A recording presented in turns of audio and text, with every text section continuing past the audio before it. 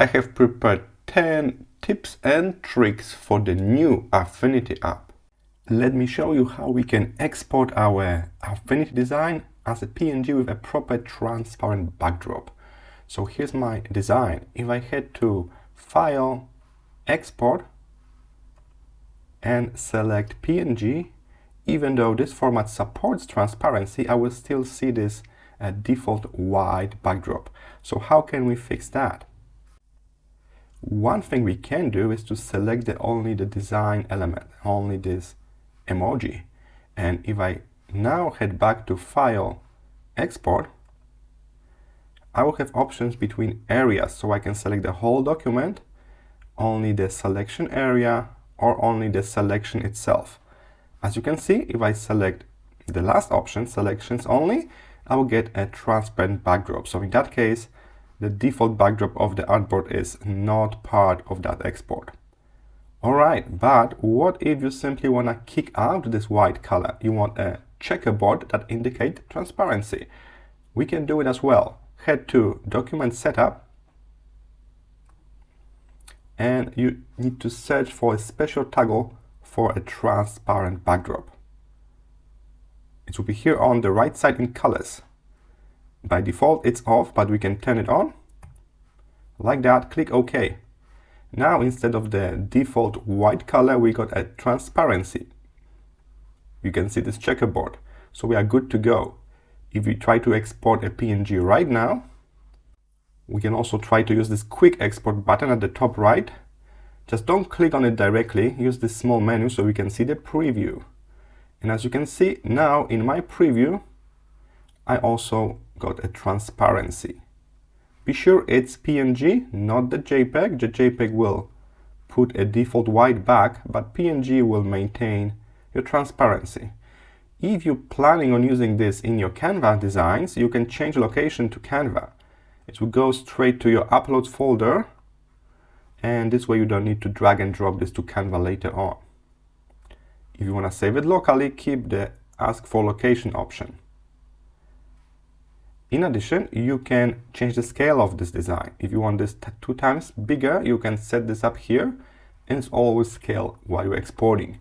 You can also scale it all down by changing the number of pixels. We can turn it to 512, and you will get a proper smaller export here as well. So let's summarize. You can select the design only, and in that case, you must click File, Export. Don't forget to change the area of your export to selection only. That will work. But you can also just kick out this default backdrop color in Document Setup. Change the toggle in the color area to transparent backdrop, and you are done, and it will be way easier to export without the backdrop from now on. Let me show you how we can trace a raster image into proper vector graphics using the new version of Affinity by Canva. So I just drag and drop this PNG image to my artboard. If we zoom in closely, I can see all of those pixels. So let's turn this into a vector illustration. Select the image, head to the top menu to the vector section. You will see image trace right here. Click on it, and then you have those 2 sliders when you can adjust tolerance and thresholds. You will see changes straight away. If you are happy with the result, you can click Apply and take a look. Now I got those vector curves. In addition, it's all grouped, so I see still like one layer, but I can open it up, and inside I got proper vector curves that I can select separately and modify them as well. So if I select a node tool right now, I can see those nodes that I can move around and make some changes to this illustration. I can very quickly adjust the color of it. And of course, we can save it now as a common SVG file. So I can select this illustration, and I can click File, Export, Export, And we can now not only stick with PNGs, we can actually save it as the proper SVG. That's scalable vector graphics. Because now our image have no raster elements. Take a look how tiny it is. Only 23.9 kilobytes. Let's click Save, Export. Just for additional testing, I open up this SVG in another software, and as you can see, it's a proper vector file with all of the paths. Alright, so that's how you can trace any raster image into a vector graphics for free. That's right, the new version of Affinity app is completely free for all of the Canva users. So you can use just free Canva account to do it on Windows and Mac, and very soon on iPad as well. Let me show you how we can use a special eraser tool to very quickly erase the backdrop. So be sure you are in the pixel mode in Affinity, not in the vector. You must switch to pixel, the pinkish one. Then we search for eraser tool, but don't just take the first tool from the list. There are actually 3 tools bundle here, and we want to use the second one called background eraser tool. With this tool, we can change the size of the eraser to match our picture using the slider or using brackets on your keyboard. I recommend to zoom in a bit. Then you can press and hold spacebar to position yourself. And the key point for this kind of eraser is that the 60 or 70% of the eraser must be pointing to the backdrop and only like 30 pointing to the subject. So the program will figure out what to erase. Take a look. I did not select anything except the layer with the picture. And the program is protecting the mountain here without any selection, without any AI. A simple color range protection, and that's perfect for removing the backdrop. So we don't need to use any fancy AI or smart selection tool. We're just erasing pixels that do not match the color of the foreground. A very simple and kind of forgotten tool, but I think it's still pretty handy. Alright, and with this separation, I can switch to a regular eraser and speed up now, because there's nothing I want to protect in this area. I can even make it larger, like that. Command minus to zoom out, and this way, very quickly, we can replace this with the brand new sky. Alright, so this tool is perfect for erasing backgrounds. That's why they name it a background eraser. Let me show you how you can automatically warp the text around the image in Affinity. Let's start by placing some kind of image frame. Now we'll put the image in it by clicking on the Replace Image button. Here it is. And as you can see, now it's simply above my text. If I want the text to be in front, I can just drag the layer down. But that's not the goal here. I want the text to kind of escape and not overlap with the image. It's a bit counterintuitive because if you select the text and go up to the text menu, there is text warp. If you select settings, you can now change the warping of the text to, let's say, tight. Click close, and you will notice that nothing happened. Why is that? Because we need to set up warping on the object, not on the text. So I want the text to respond to this image. That's why I select the image. Then I head to text menu, text warp, settings, and here I can set up this for an object.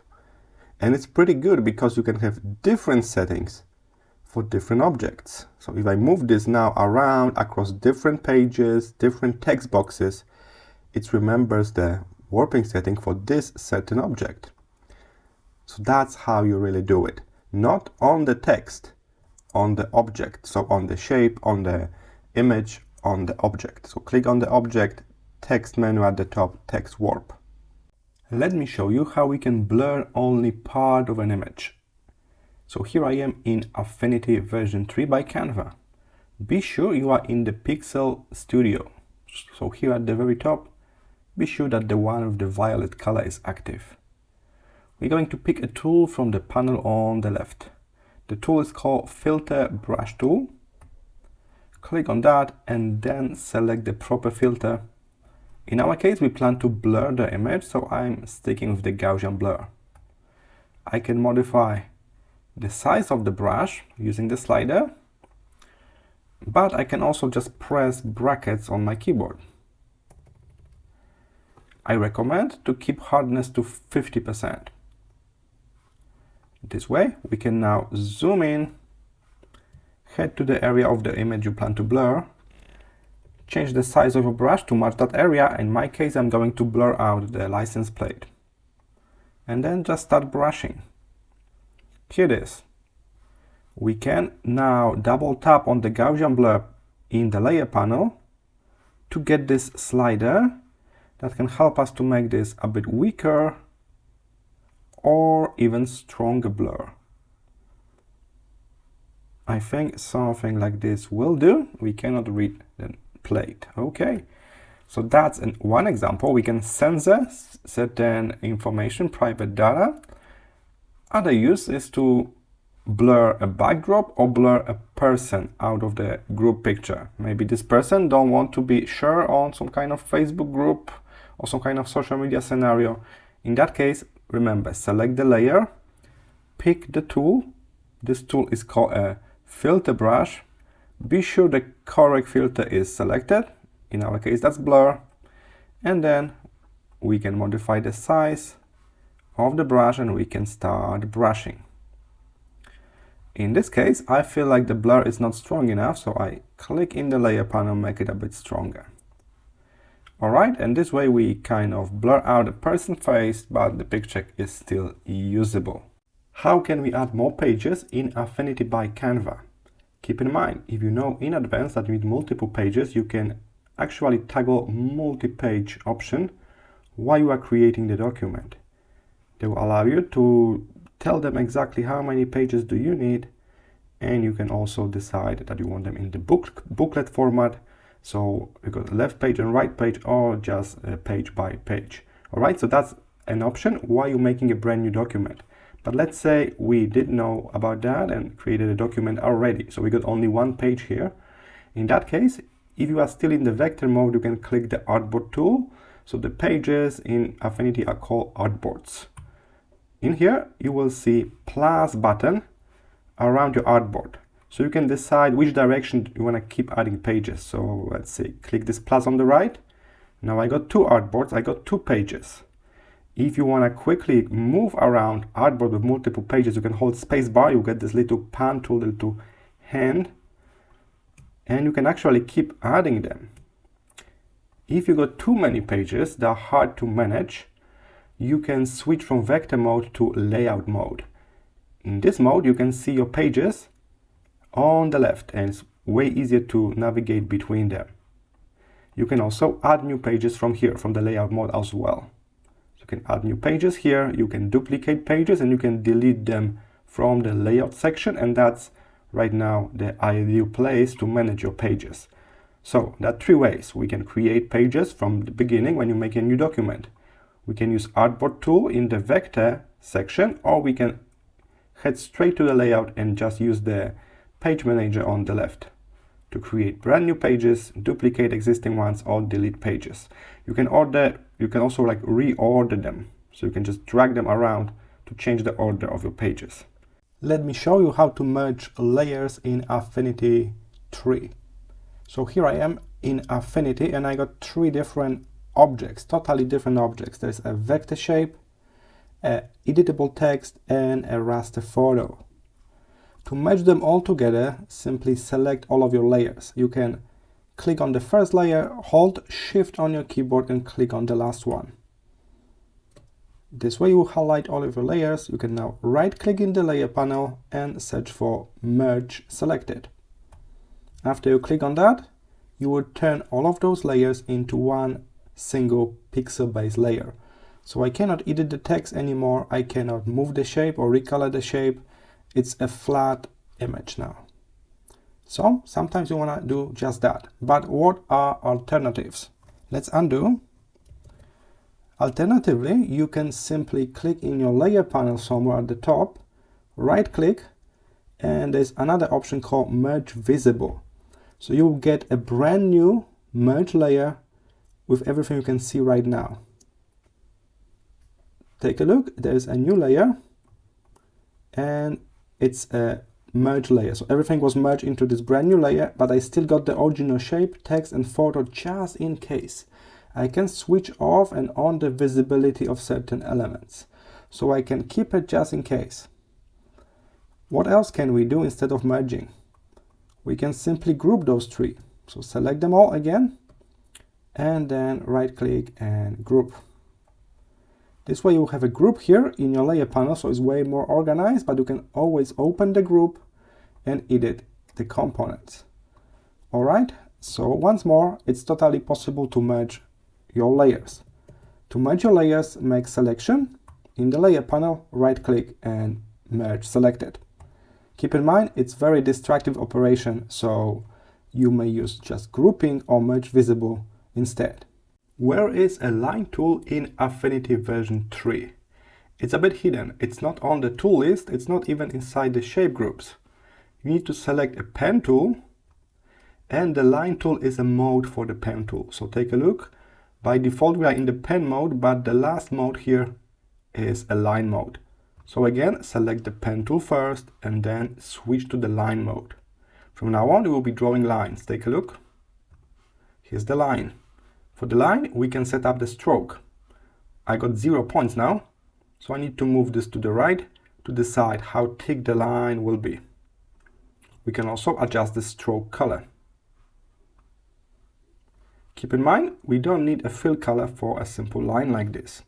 If you are in the line mode, you will be drawing separate lines all the time. This can be very handy. If you hold Shift after you draw the first point, you'll be snapping to certain angles. Again, hold Shift to be sure your line is perfectly straight. If you mess up your line, you can always switch to the node tool and move one of the nodes and readjust. What if you want to draw a long line that continue on?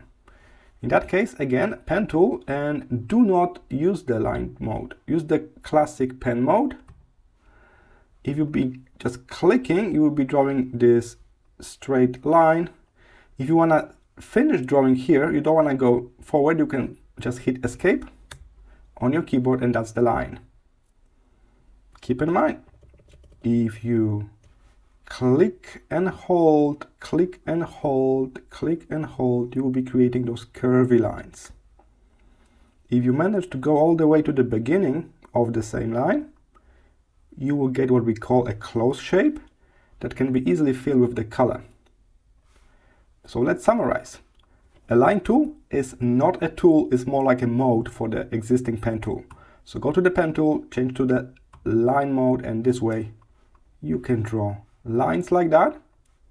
If you want continuous line, you can use pen mode, or you can even use this mode here for polygon lines. So you will be 100% sure this line is not curvy.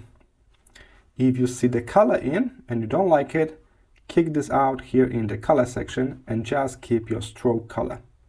You can change the stroke width. Let me show you how we can change a backdrop color in Affinity by Canva. We cannot select the backdrop by default, but if you select the artboard tool from the list, that's the tool for adding additional pages. If you click Insert Artboard at the top for the very first time, you are not going to add page number 2 just yet. We simply unlock this feature, and as you can see now in the layer panel, I can see the first artboard, the page number 1. From now on, I will be able to select that artboard and choose any color I want for it. Alright, so simply unlock your page number 1 by heading to Artboards and clicking Insert Artboard. When you click this for the first time, you're kind of inserting the artboard 1 that is already here. If I keep clicking on it, I will be adding pages. So I got now artboard number 2. If you add this by mistake, remember you can click on it and hit delete on your keyboard and you got just 1 page left. Alright, so that's method number 1.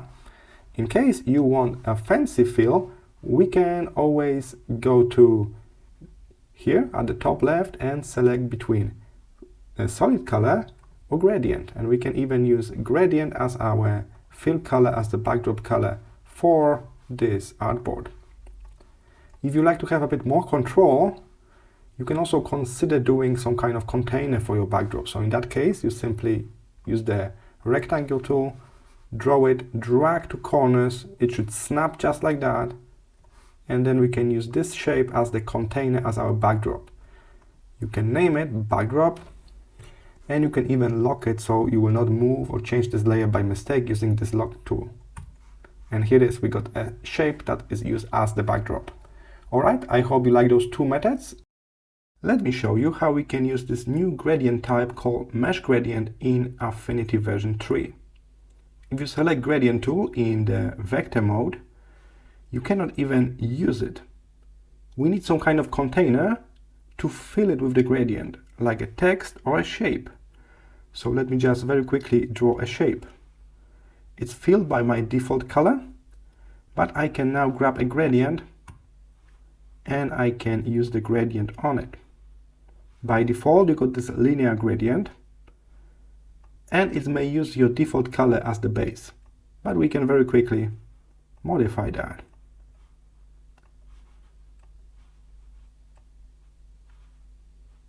So here's my new gradient, and now I can change the type of the gradient. Here it is at the top. Be sure the gradient tool is still selected.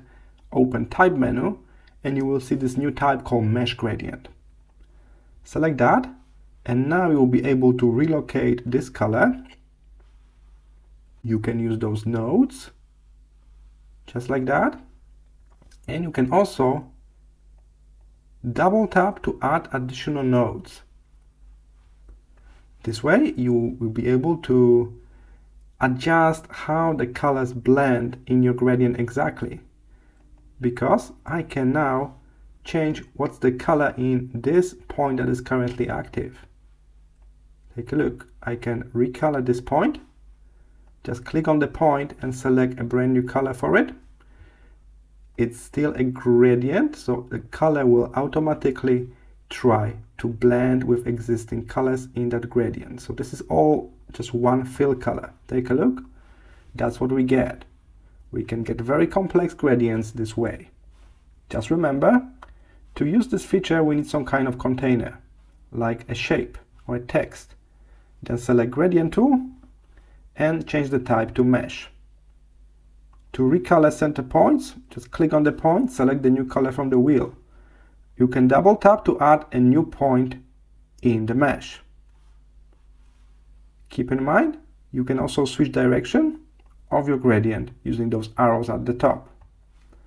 A bit of experience with placing nodes, like a pen tool, will definitely help to understand how those curves operate. I hope this was helpful. See you in the next one.